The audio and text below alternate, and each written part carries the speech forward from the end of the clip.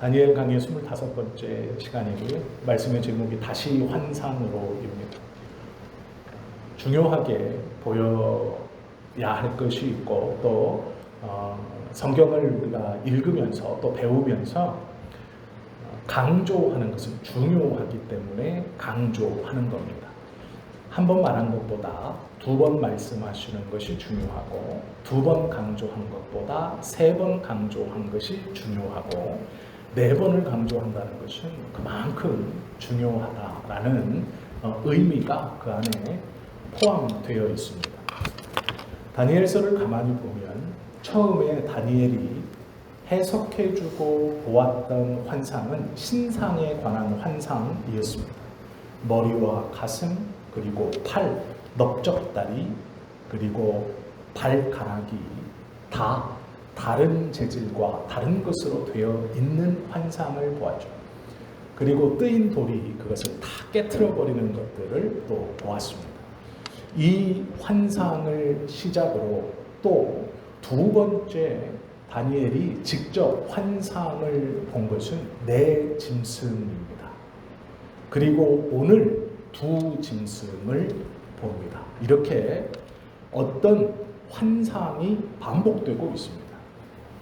신상에 대한 환상, 네 짐승에 대한 환상, 두 짐승에 대한 환상. 가만히 생각해 보시면 환상에 보여지는 수가 줄어들고 있다는 것을 눈치채게 됩니다.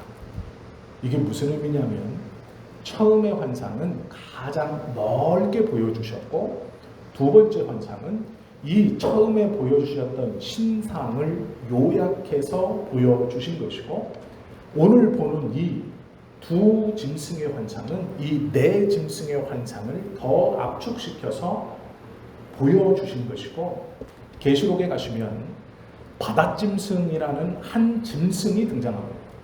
즉 신상에서 네 짐승, 두 짐승, 하나의 바닷짐승으로 귀결됩니다. 이 말은 강조하고 싶은 것이 있으신 겁니다. 그리고 요한은 하나님 앞에 나아가 환상을 보면서 다니엘이 보았던 이 환상, 자기가 환상을 보기 전 아주 앞서서 하나님께서 먼저 환상을 보여주셨던 이 다니엘이 보았던 환상을 바탕으로 자기에게 하나님께서 바닷짐승의 환상을 보여주신다는 것을 알았습니다. 그래서 다니엘이 보았던 신상과 네 짐승, 두 짐승, 계시록에 요한이 기록한 한 짐승은 하나로 귀결되는 이야기의 세 번째 이야기 같은 것입니다. 그래서 이것을 넓게 보면 제일 먼저 크게 보여주신 신상에 관한 것, 그리고 그것을 압축하여서 보여주신 네 짐승, 그리고 오늘 이것의 소편처럼 보여주는 두 짐승의 이야기, 그리고 이 두 짐승의 이야기를 하며 우리에게 두 가지의 믿음의 교훈을 주고 있습니다. 그것을 좀 보려고 합니다. 이 생각을 머릿속에 인지하고 오늘 본문을 보아야 이해가 됩니다. 하나님이 다니엘에게 먼저는 신상의 환상을 보여주셨고 그 다음 네 짐승의 환상을 보여주셨고 그 다음 오늘 두 짐승의 환상을 보여주시는구나. 이것은 독립되어 있는 따로따로의 이야기가 아니라 신상의 큰 이야기를 네 짐승으로 압축시켜서 그리고 오늘 두 짐승으로 다시 압축시켜서 보다 분명하게 의미와 뜻을 깨달을 수 있도록 보여주시는구나. 이것을 기억해야 오늘 본문이 잘 이해가 됩니다. 다니엘 8장 1절은 이렇게 말하죠. 나 다니엘에게 처음에 나타난 환상 후 벨사살 왕 제3년에 다시 한 환상이 나타납니다. 무슨 말이냐면 8장의 환상은 7장에서 보았던 환상과 이어져 있는 겁니다. 7장에서 보았던 네 짐승의 환상을 8장에서 속편처럼 다시 보여주는 7장에서의 네 짐승을 압축해서 두 짐승으로 나타내고 이 두 짐승으로 나타내면서 뿔로 그 네 짐승의 역할을 이 뿔로 대신하며 보다 더 분명하게 하나님의 의도가 무엇인가를 알게 하시기 위해서 이걸 보여주신 겁니다. 뿔이라는 것을 우리는 뿔하면 도깨비 머리에 달린 뿔 이렇게 생각하죠. 그리고 우리는 뿔하면 악마의 머리에 붙어있는 거라고 생각하죠. 뿔이라고 했을 때 천사의 머리에 붙어있다는 이미지가 떠오르십니까? 잘 안 떠오르죠. 그런데 중세까지 이 유럽에 있는 대부분의 그리스도 문화권에 있었던 모든 사람들은 르네상스 시대 18세기까지 어떻게 생각했냐면 뿔은 권력과 권위를 상징했습니다. 그래서 베드로의 동상에 보면 뿔이 있습니다. 베드로의 머리에 뿔이 달렸어요. 의아하시죠? 그런데 한번 찾아보십시오. 베드로의 뿔, 인터넷 검색하시면 베드로의 동상에 뿔이 달린 동상들이 많이 있습니다. 그리고 그림에서도 예수님의 제자들의 머리에 뿔이 난 그림들이 있습니다. 이 뿔이 뭐냐면 영적인 권력을 상징하는 의미로 뿔이 있는 겁니다. 그래서 이 뿔은 원래는 마귀나 악마나 이런 나쁜 것에 붙어 있었던 것이 아니고 하나님의 편에서 하나님의 권위와 권한을 상징하는 상징물이 뿔이었습니다. 그러면 지금 우리가 왜 이것을 나쁜 쪽에 달게 됐느냐? 원래 뿔은 하나님께서 선택한 자들의 권위를 나타내는 것이었는데 시간이 지나면서 이 하나님의 권위를 나타내는 뿔, 이 권력이 좋지 않은 영적인 것들에게 붙게 되었습니다. 그러면 이쪽도 뿔을 사용하고 이쪽도 뿔을 사용해요. 그러면 이쪽도 뿔이 있고 이쪽도 뿔이 있습니다. 그러면 안 되죠. 이게 구분이 안 가는 거예요. 그래서 그림이 어떻게 바뀌냐면 서서히 이곳에서 뿔을 악마와 사단 그리고 짐승에게 붙여놓고 성경에 그렇게 돼 있으니 그러면 하나님의 권위를 상징했던 요 예수님의 제자들이나 거룩한 사람들에게 뿔 대신 뭘 그렸을까요? 머리 뒤에 휘를 그린 겁니다. 이 동그랗게 밝게 빛나는 광채 있죠. 그것들을 그렸습니다. 그래서 뿔을 원래는 이쪽에서 사용하던 것이었어요. 거룩한 사람들의 권위. 그래서 고대에 중세에 있는 베드로의 동상 같은 것에선 머리에 작은 뿔이 있습니다.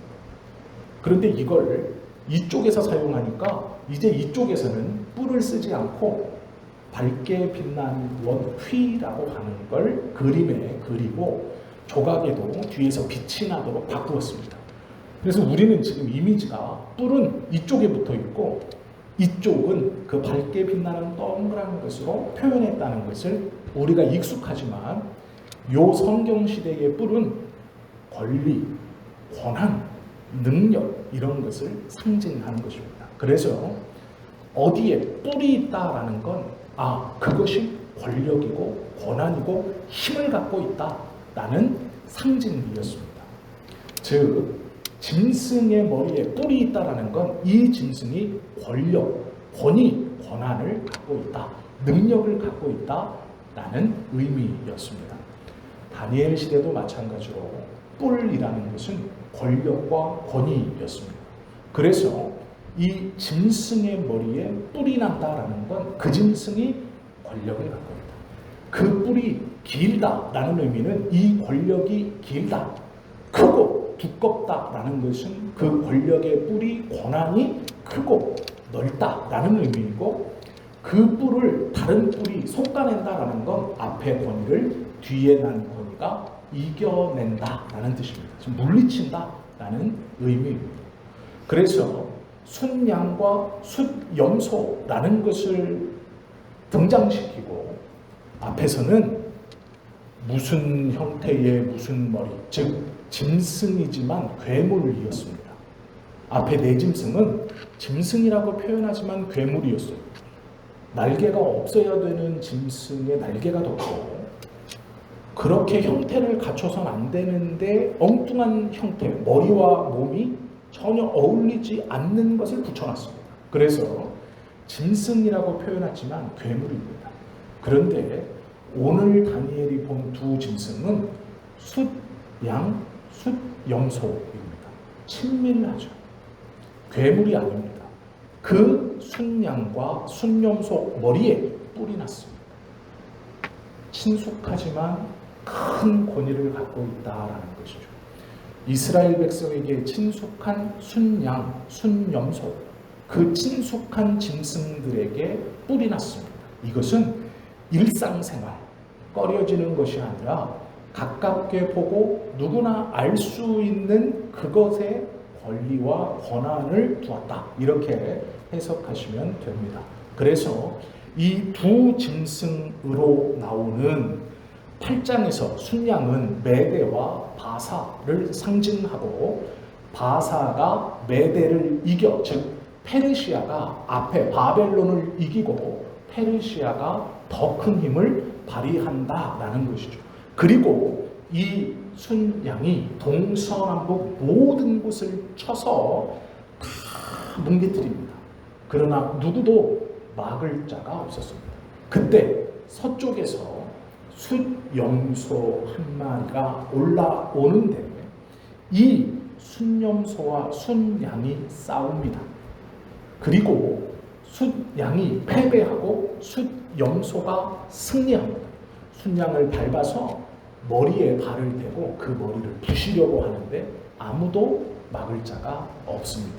그런데 그 숫염소의 머리에 뿔이 납니다. 처음에는 2개였다가 2개였던 뿔이 하나였다가 나중에는 동서사방으로 4개의 뿔이 하늘 높이 자랍니다. 나라가 4개로 쪼개진다는 의미입니다. 후대에 이것을 로마라고 생각합니다. 로마가 나중에 내 나라로 쪼개져 집정관이 내 나라를 다스리는 것으로 해석합니다. 이것이 신학자들이 해석하는 뿔의 의미입니다. 그리고 나중에 나오는 이 숫염소는 로마로서 모든 것들을 회파시키고 스스로 높아지는 것이라고 가르칩니다. 우리가 하나하나 좀 볼 텐데요. 숫양의 환상을 보면 3절과 4절에 이렇게 되어 있죠. 내가 눈을 들어 본즉 강가에 2뿔 가진 숫양이 섰는데 그 2뿔이 다 길었다라고 말합니다. 그리고 그 중 한 뿔은 다른 뿔보다 길었고 그 긴 것은 나중에 난 것이라. 앞에 것이 바벨론, 뒤에 것이 바사, 페르시아를 의미합니다. 그리고 결국 페르시아가 앞에 이 메대, 바벨론을 쳐서 이기고 정복자가 된다라는 것이죠. 그리고 나서 4절, 내가 본즉 그 숫양이 서쪽과 북쪽과 남쪽을 향하여 들이받습니다. 그러나 그것을 당할 짐승이 하나도 없고 그 손에서 구할 자가 없으므로 그것이 원하는 대로 행하고 강하여 지더라. 즉 자기 마음대로 행동하고 자기 마음대로 강하여 집니다. 힘이 계속해서 세지죠. 그리고 이것을 누구도 막을 수 없다 이렇게 기록하죠. 그리고 그것을 보면서 저게 무엇일까 골똘히 생각할 때에 서쪽에서 숫염소 한 마리가 온 지면에 두루 돌아다니는데 이 염소는 발이 땅에 닿지 않고 공중에 떠 있습니다. 뜬 상태로 돌아다닙니다. 그리고 그 염소의 두 눈 사이에 현저한 뿔, 멀리서 보아도 분명하게 보이는 뿔이 있었습니다. 그 염소가 2뿔 가진 숫양 곧 내가 본 바 강가에 섰던 양에게로 나아가되 둘이 이제 맞붙습니다. 맞붙는데 이 염소가 양을 보자마자 분노하고 그리고 다가 들이받습니다. 나아가되 분노한 힘으로 그것에게로 달려갔다라고 말하죠. 제가 이게 말하는 게요, 제가 그냥 말하는 게 아니라 다니엘이 8장 20절에 보면 주석을 붙여놨습니다. 이 꿈의 해석이 뭐냐? 8장 20절 보시면 이렇게 되어 있어요. 내가 본 바 두 뿔 가진 순양은 곧 메대와 바사 왕들이요. 이렇게 써놨어요. 즉 메대 바벨론이고 뒤에 바사 페르시아다 이렇게 써놨어요. 다니엘이. 제가 그냥 앞에 건 바벨론이고 뒤에 건 페르시아입니다 이러는 게 아니고 다니엘이 이 환상을 다 본 다음에 해석해놨어요. 20절부터 보면 앞에 뿔은 바벨론이고 뒤에 뿔은 페르시아입니다. 이렇게 해놨어요. 메대와 바사 왕입니다. 이렇게 해석을 해놨습니다. 그리고 그 메대와 바사를 서쪽에서 온 순염소 다른 나라가 쳐서 무너뜨리고 밟아 아주 나라를 없애고 정복합니다. 그것이 숫염소입니다. 다니엘은 이 3절, 4절에서 본 이 두 뿔 가진 양에 대해서 분명하게 어느 나라입니다. 이렇게 알려줬죠. 20절에 분명히 그렇게 써있죠. 그리고 하나 더 5절에 있는 내가 이 양이 무엇인가를 골똘히 생각할 때 갑자기 숫염소가 등장하고 그것이 온 지면을 두루 다니지만 땅에 발이 붙지 않고 떠 있습니다.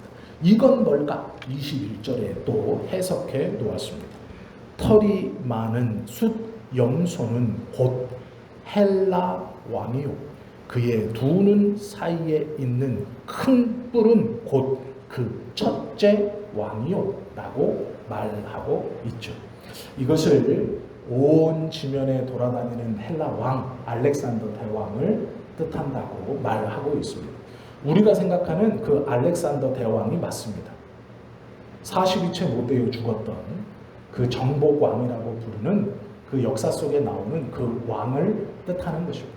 그래서 헬라 왕이라고 말할 때 이 알렉산더 대왕을 말하는 것이다 라고 말하죠. 이 알렉산더 대왕이 메대와 바사 땅을 정복하고 그곳에서 권세를 누린다라는 것이죠. 4절 내가 본즉 그 순양이 서쪽과 북쪽과 남쪽을 향하여 받으나 그것을 당할 짐승이 하나도 없고 그 손에서 구할 자가 없으므로 그것이 원하는 대로 행하고 강하여 졌다라고 말하죠. 8절에 보면 숫염소가 스스로 심히 강대하여 가더니 강성할 때에 그 큰 뿔이 꺾이고 알렉산더 대왕이 죽고 그 큰 나라가 네 나라로 쪼개집니다. 그 뿔이 꺾이고 그 대신에 현저한 뿔 넷이 하늘 사방을 향하여 났더라. 그리고 이 나라는 어떤 나라인가? 11절 또 스스로 높아져서 군대의 주제를 대적하며 그에게 매일 드리는 제사를 없애버렸고 그의 성소를 헐었다라고 설명하고 있죠. 4절 마지막에 보면 이 나라는 스스로 강대해집니다. 8절에 보면 스스로 강하여집니다. 그리고 11절에는 스스로 높아집니다. 무슨 말이냐면 이 두 짐승의 특징이 뭐냐면 스스로 강하여지고 스스로 높아집니다. 이게 짐승의 특징이에요. 4절에서 나왔던 짐승들은 서로 싸우다가 하나님의 백성들을 핍박하고 그 백성들을 모두 다 쳐서 죽입니다. 그래서 그 하나님의 백성들이 다 죽어가는 패망하는 것을 보고 다니엘이 슬피 울 때 인자 같은 이가 나와서 대관식처럼 하나님에게 왕권을 위임받고 너의 나라가 영원할 것이고 너의 권세가 영원할 것이다 라는 환상을 보고 다니엘이 마음에 두었습니다. 그리고 3년 뒤 두 번째 다니엘에게 환상이 보여지는데 그 환상은 요 네 짐승의 이야기를 두 짐승으로 요약하여서 구체적으로 보여줍니다. 숫염소가 일어났고 그 숫염소가 순양을 쳐서 죽일 것이고 그러나 결국 이 순양도 원래 있던 뿔이 꺾이고 그 곳에서 네 뿔이 자라 하늘로 뻗는데 이 양의 행태가 스스로 강하여지고 스스로를 높입니다. 그러면서 하는 두 가지 행동이 있습니다. 첫째, 예배를 금합니다. 하나님의 성소를 파괴합니다. 그것을 설명하고 있죠. 8절에 보시면 숫 염소가 스스로 심히 강대하여 가더니 강성할 때에 그 뿔이 꺾이고 그 대신에 현저한 뿔 넷이 하늘 사방을 향하여 났더라 라고 말하죠. 알렉산더 대왕이 32살에 죽습니다. 그리고 그 뒤에 나라가 넷으로 쪼개집니다. 그 네 나라 중 한 나라가 현저하게 강한 나라가 등장합니다. 그 나라가 셀루쿠스 왕가의 안티오쿠스 4세라는 이름으로 불려지는 역사에 있는 왕입니다. 이 왕이 무슨 일을 했냐면 에피파네스라고 우리에게 알려졌던 왕입니다. 이 왕이 어떤 일을 했냐면 하나님께 예배를 드리는 성전을 파괴시켜버리고 예배를 금합니다. 그리고 자기를 신성시시키고 우상화시킵니다. 인간인 자기 황제권을 가지고 내가 신이다. 나 외에는 다른 신이 없다. 이 내 제국에 있는 모든 사람은 나를 신으로 섬겨라. 그래서 자신에게 제사를 드리게 합니다. 그리고 자기를 신으로 추앙하게 합니다. 다니엘이 환상을 봤을 때 9절부터 13절까지 보면 요 네 방향으로 난 그리고 현저하게 솟아있는 작은 뿔이 어떤 일을 하느냐. 9절부터 보시면 이런 일을 행하죠. 내가 보니 왕자가 놓이고 8장 9절입니다. 그 중 한 뿔에서 또 작은 뿔 하나가 나서 남쪽과 동쪽과 또 영화로운 땅을 향하여 심히 커지더니 여기서 영화로운 땅은 예루살렘입니다. 하나님의 성소가 있는 곳입니다. 그곳을 향하여 심히 커지더니 그것이 하늘 군대에 미칠 만큼 커져서 하늘 군대는 하나님의 군대를 말하는 것이죠. 그 하늘 군대를 대항할 만큼 커졌습니다. 그 군대와 별들 중에 몇을 땅에 떨어뜨리고 그것들을 짓밟고 또 스스로 높아져서 군대의 주제를 대적하고 하나님을 대적합니다. 그에게 매일 드리는 제사를 없애버렸고 하나님께 드리는 제사를 없앴습니다. 그리고 그의 성소를 헐었다라고 말씀하고 있죠.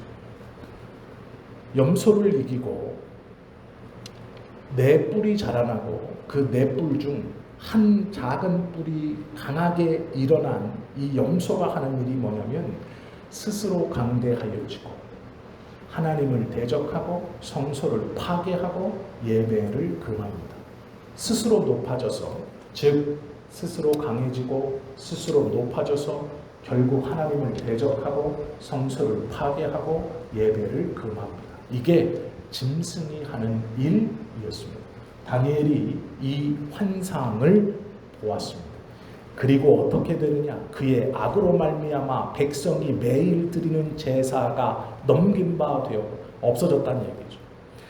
그것이 또 진리를 땅에 던지며 자의로 행하며 형통하였다. 자기 마음대로 행하고 진리를 땅에 던져 헛되게 하였다라고 말합니다. 이 염소가 형통합니다. 스스로 강해지고 스스로 높아지고 하나님을 대적하고 성소를 파괴하고 예배를 금지하고 형통해집니다. 네 짐승이 하나님의 백성들을 다 발로 밟아 무너뜨려 하나님의 백성들을 땅 위에 하나도 남게 하지 않았던 때와 똑같은 일이 벌어집니다. 네 짐승이 했던 일을 지금 두 짐승을 등장시키고 양이 그리고 염소가 이 양을 잡아 무너뜨리고 이 염소가 강대하여져서 벌이는 일입니다. 어떤 내용인지 짐작이 되시죠? 네 나라가 두 나라가 알렉산더가 죽고 네 나라가 있고 네 나라의 작은 뿌리 에피파네스 왕이고 그거 중요한 게 아니고요. 무엇을 행하는지가 중요합니다. 스스로 강대하여져서 스스로 높아지고 그 높아진 이 양이 이 염소가 하나님의 성전을 파괴하고 예배를 금지하고 형통하여졌다. 이것이 주제입니다. 이것이 중요한 우리가 붙들어야 하는 이 이야기의 주제입니다. 네 뿔, 양, 염소 중요하지 않습니다. 어느 나라인지 무엇을 뜻하는지 역사적으로 어떤지 중요하지 않습니다.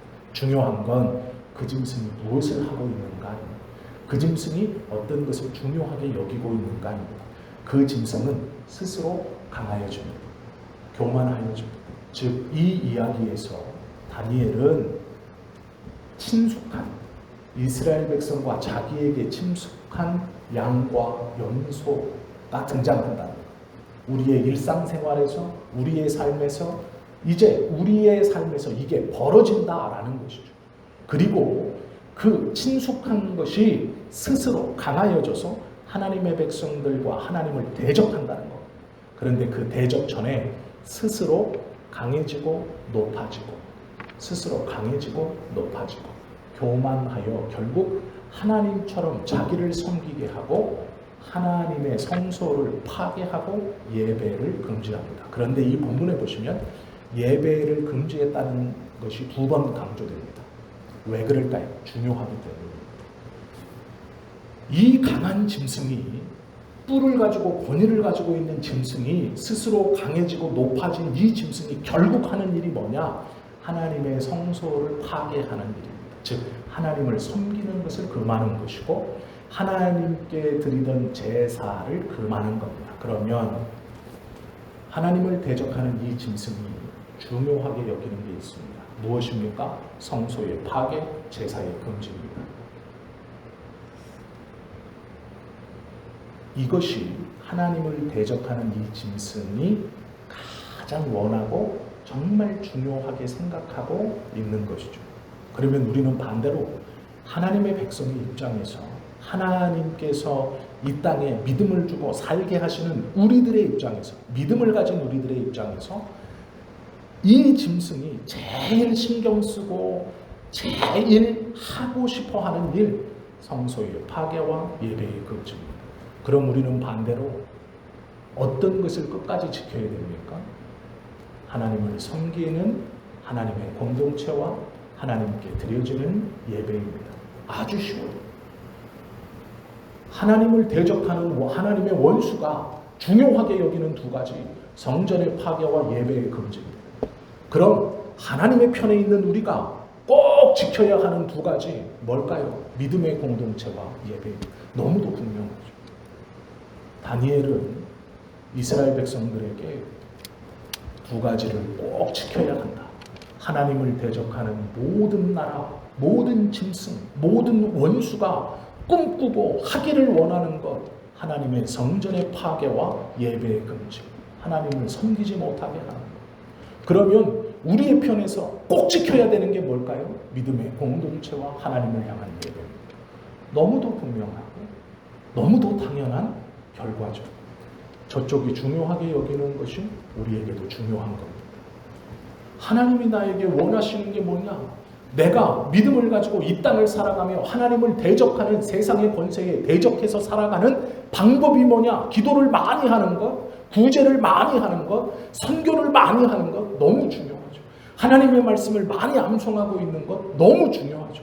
그러나 하나님을 대적하는 저 짐승이 가장 중요하게 여기는 것, 하나님의 공동체를 파괴하는 것, 예배를 금하는 것.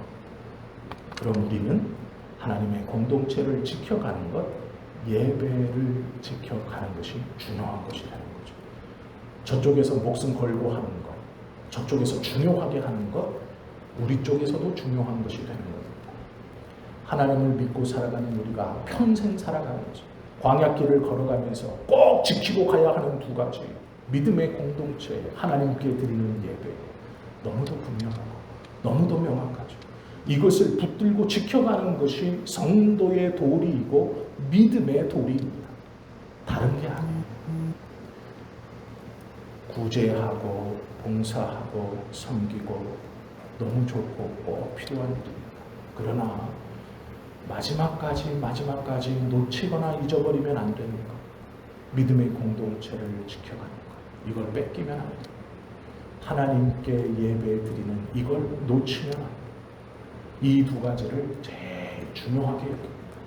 하나님을 대적하는 짐승, 스스로 높아지고 자기를 하나님의 위치에까지 놓고 하나님의 군대를 대적하고 그 군대의 몇을 땅에 떨어뜨리는 이 형통한 짐승이 끝까지 하려고 했던 행위는 두 가지입니다. 성전의 회파와 예배의 금지. 우리는 이 두 가지를 지켜가야 하는 것이 마땅한 성도의 모습입니다. 다른 것을 생각할 필요가 없죠. 요한계시록 13장 5절에 보면 바다짐승이 이렇게 행동합니다. 또 짐승이 과장되고 신성모독을 말하는 입을 닫고 또 42달 동안 일하는 권세를 받았다. 똑같은 행동을 합니다. 하나님을 모독하는 말을 하고 형통하여 가는 것이 42달이다 라고 말을 하죠. 바다짐승은 바다에서 올라와서 자신을 경배하게 합니다. 즉 하나님의 자리에 자기가 올랐습니다. 그리고 믿는 많은 자들을 미혹합니다. 하나님께 예배하지 못하게 하고 공동체를 무너뜨립니다. 그것이 계시록 13장에 있는 바다짐승의 하는 일입니다. 오늘 다니엘이 본 이 염소가 하는 일도 똑같습니다. 하나님의 공동체를 파괴하고 예배를 못하게 막습니다. 그러면 하나님께서 우리에게 원하시는 두 가지, 하나님의 공동체를 지키는 것, 또 하나님께 드려지는 예배를 붙들고 있는 것, 이것이 우리가 꼭 지켜가야 하는 우리의 신앙의 마지노선이고 우리의 믿음의 싸움의 마지노선인데, 이 두 가지를 지켜가며 꼭 기억해야 할 것이 있습니다. 하나는 증명의 삶을 살아서는 안 된다는 것. 증명의 삶은 무엇이냐면 하루하루 내가 어떤 존재임을 증거해서 나 필요한 사람입니다. 나에겐 이런 능력이 있습니다. 나를 소외시해서는 안 됩니다. 나를 무시하지 마십시오. 나는 이런 능력이 있고 나는 이것을 할 줄 알고 나는 이런 경험이 있고 나는 이런 힘과 능력과 재능이 있습니다. 이걸 자꾸 증명하려고 해요.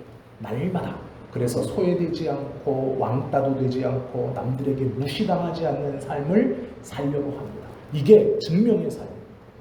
세상은요, 증명을 잘하고 그 증명을 잘해서 능력이 있고 힘이 있고 모든 일을 다 해낼 수 있는 사람을 좋은 사람이라고 말합니다.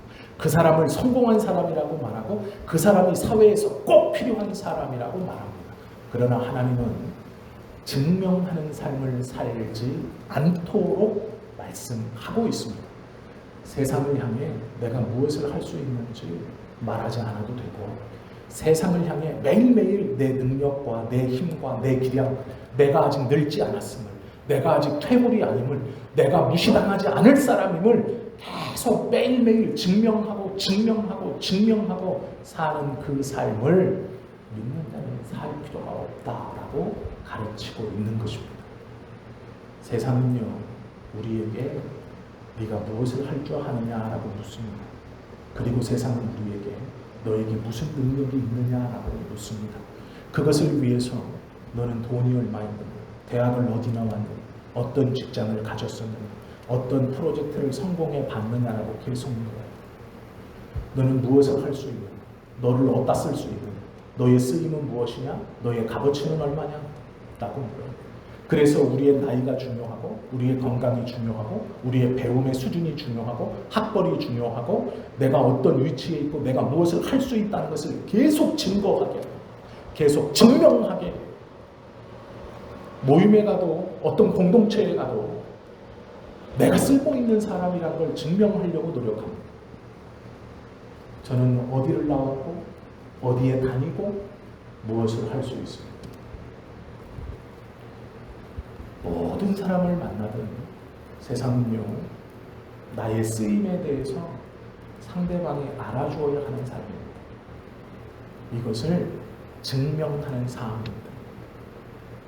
하나님은 우리에게 증명하는 삶 사는 것이 아니다라고 말하죠. 짐승을 쫓아가는 삶은 증명하는 삶입니다. 스스로 강하여지고 스스로 높아지는 것입니다. 나 좀 알아줘라. 나 이것 할 수 있어. 나 영어도 좀 하고 나 일본어도 좀 하고 지금 내가 이렇지만 내가 소실적에는 대기업 임원도 했었고 내가 지금 이렇지만 내가 학교를 어디 나왔고 내가 누구를 알고 내 전화번호에 유명한 누가 있고 내가 그와 친구고 사진을 봐라. 우리는 그래요. 세상은 그러라고 가르칩니다. 그게 똑똑한 사람이라고 말해요. 세상은 잘 사는 사람이라고 말합니다. 전화번호에 유명한 사람의 전화가 많이 들어있을수록, 사진첩에 유명한 사람과 찍은 사진이 많이 있을수록 너는 잘 살았고, 너는 필요한 사람이고, 너는 좋은 사람. 우리를 끊임없이 증명하라고 합니다. 이것은 짐승을 쫓는 삶이에요. 하나님은 우리에게 이렇게 살라고 가르치지 않습니다. 그럼 어떻게 살아야 됩니까? 증명의 삶. 내 자신을 증명하는 게 아니라 우리를 증언의 삶을 살라고 부르셨습니다. 증언은 무엇입니까? 나를 높여주시는 분이 누구인가를 증언하는 겁니다. 나를 지켜주시는 분이 누구인가를 증언하는 겁니다. 나를 살아가게 하시는 분이 누구인가를 증언하는 겁니다. 내가 내 스스로 강하여지고, 내가 내 스스로 높아지고, 내가 얼마나 쓸모있는 사람인지를 증명하는 게 아니라 나를 지키시고, 나를 돕으시고, 나를 사용하시고, 나를 살아가게 하시는 분이 누구인가를 증언하며 사는 것이죠. 그게 짐승을 쫓지 않는 삶이고 세상과 다른 우리의 삶의 모습입니다. 우리가 믿음의 공동체를 지켜갈 수 있고 예배를 붙들고 포기하지 않을 때 두 가지를 꼭 기억해야 합니다. 그 삶을 붙들고 살아가려면 끊임없이 증명하는 삶을 살아서는 안 되는 거야. 끊임없이 증언하는 삶을 살아야 하는 거야. 무엇을 증언합니까? 나를 지키시는 이, 나를 사용하시는 이, 나를 붙드시는 이, 나를 구원해 주시는 이, 나와 함께 하시는 이가 누구인가를 증언하는 것이죠. 그것이 우리의 삶입니다. 세상과는 달라요. 짐승을 쫓는 삶이 아닙니다. 다니엘이요, 놀랍게 고백합니다.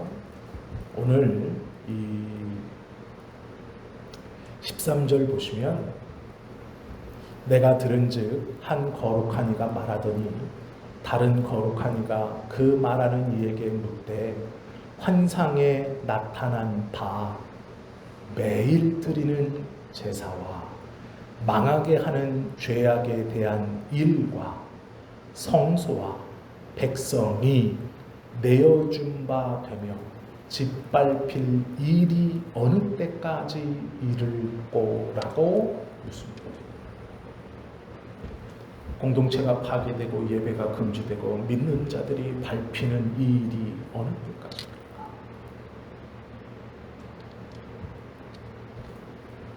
14절은 이렇게 말하죠. 그가 내게 이르되 2300주야까지니 그 시간이 지나야 성소가 정결케 될 것이다. 결국 회복될 것인데 요 짓밟힌 날은 끝이 있습니다. 긴 날이지만 끝이 있습니다. 믿는 자들이 핍박받고 증명의 삶을 강요당하는 날이 있습니다. 너는 어떤 것을 할 수 있느냐? 무슨 쓸모가 있느냐? 나를 계속 증명하고 내 능력을 보여주고 무시당하지 않기 위해서 계속 세상이 우리에게 그렇게 하는 이 짐승의 길을 따라가라고 우리를 압박하고 믿는 자들을 억압하고 믿음을 비웃은 날이 있습니다. 그 날이 2300주야. 낮과 밤이 2300일이 가야 됩니다. 긴 날이죠. 그러나 분명 끝은 있습니다. 긴 날이나 끝이 옵니다. 그리고 회복됩니다. 그런데요, 그 다음 15절이 더 중요합니다. 다니엘은 누굽니까? 자타공인 믿음의 사람. 우리가 지금 다니엘을 보고 있습니다. 12장까지 있는 이 다니엘을 지금 8장 보고 있습니다. 그런데 8장까지만 봐도 다니엘은 대단한 사람. 10대 중반에 포로로 끌려와서 믿음 안에서 선지자적 사명을 가지고 허용할 것과 포기할 것을 명확히 선을 긋고 믿음 안에서 타협하지 않으며 살았습니다. 나라가 바뀌고 왕조가 바뀌어 나이 80대 중반에 믿음의 시험을 당할 때도 굴하지 않습니다. 그러면 신앙적으로 얼마나 탁월한 사람입니까? 그의 믿음이 얼마나 놀랍습니까? 본이 되고도 남는 사람이죠. 그런데 그 다니엘이 이렇게 말하죠. 나 다니엘이 이 환상을 보고 그 뜻을 알고자 할 때에 사람 모양 같은 것이 내 앞에 섰고 내가 들은즉 올레강 두 언덕 사이에서 사람의 목소리가 있어 외쳐 가로되, 이렇게 말합니다. 가브리엘아, 이건 천사의 이름입니다. 하나님의 기쁜 소식을 전하는 천사의 이름입니다. 그 천사를 부릅니다. 가브리엘아, 이 환상을 이 사람에게 깨닫게 하라. 이게 왜 중요합니까? 다니엘이 누구예요? 믿음의 본이 되는 사람입니다. 하나님의 말씀을 신뢰하고 자신의 삶에 대해 분명한 방향이 있는 사람, 선지자적 소명이 있는 사람입니다.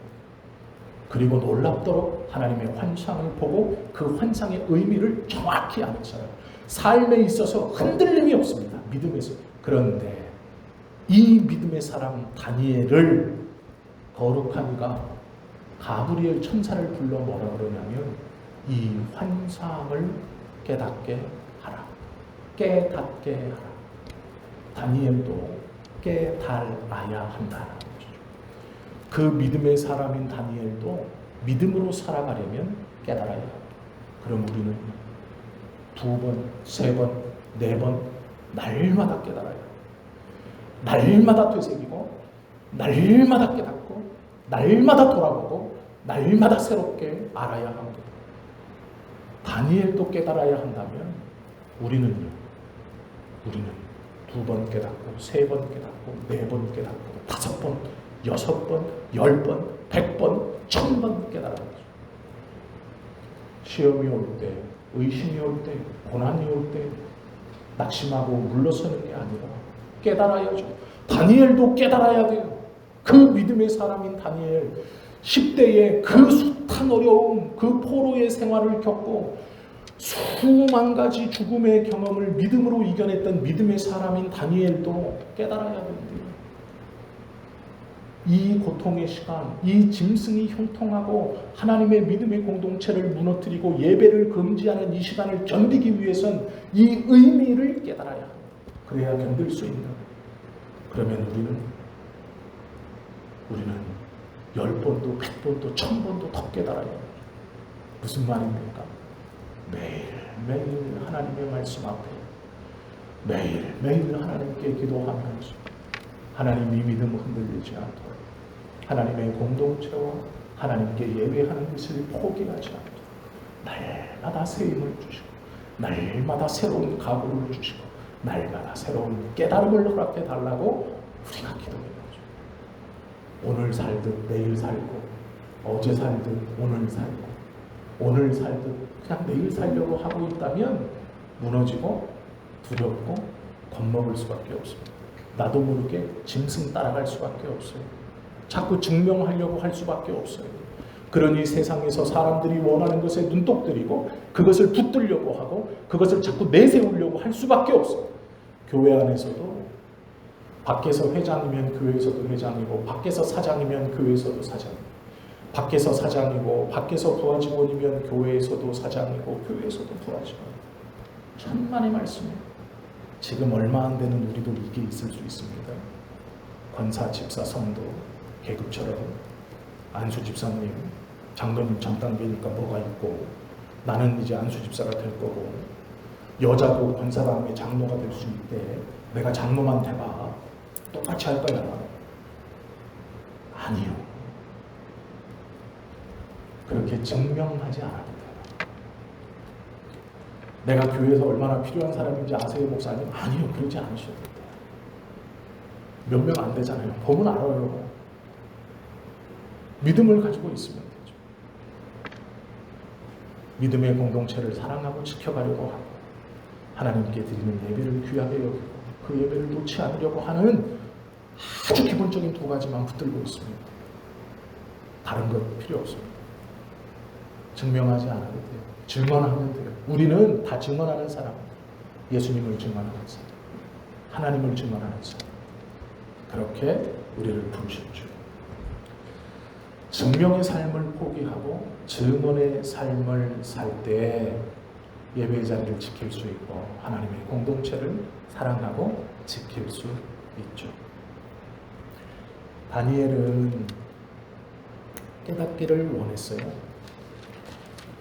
16절 보시면 깨닫게 하라 이렇게 말하죠.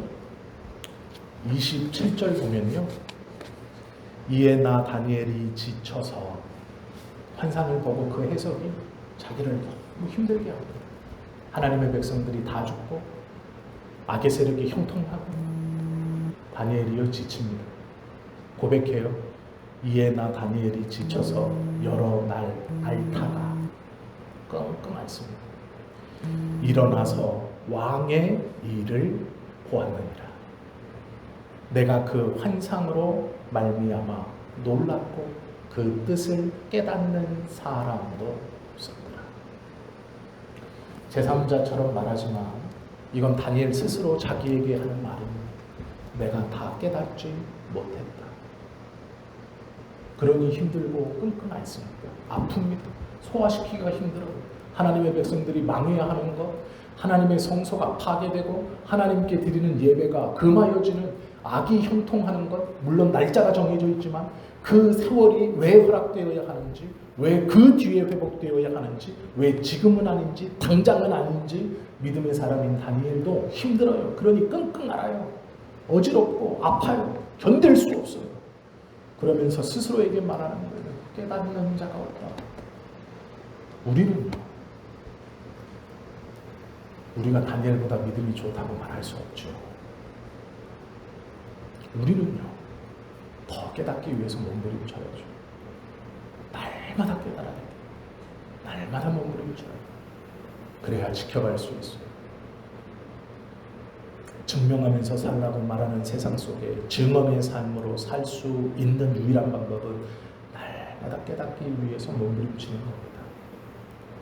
세상 짐승의 삶 쫓아가지 않는 것.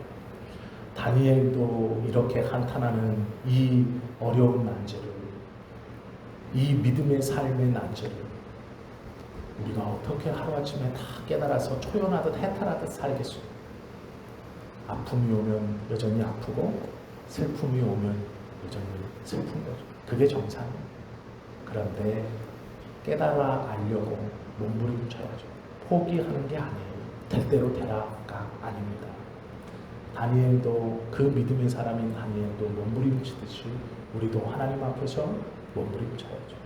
그 몸부림이 우리의 삶에 있고 매일매일 깨달아 하나님을 대적하는 짐승이 원치 않는 하나님의 믿음의 공동체를 지켜가고 예배를 붙들고 나아가는 저와 여러분 되시기를 예수님의 이름으로 축원합니다. 기도드립니다.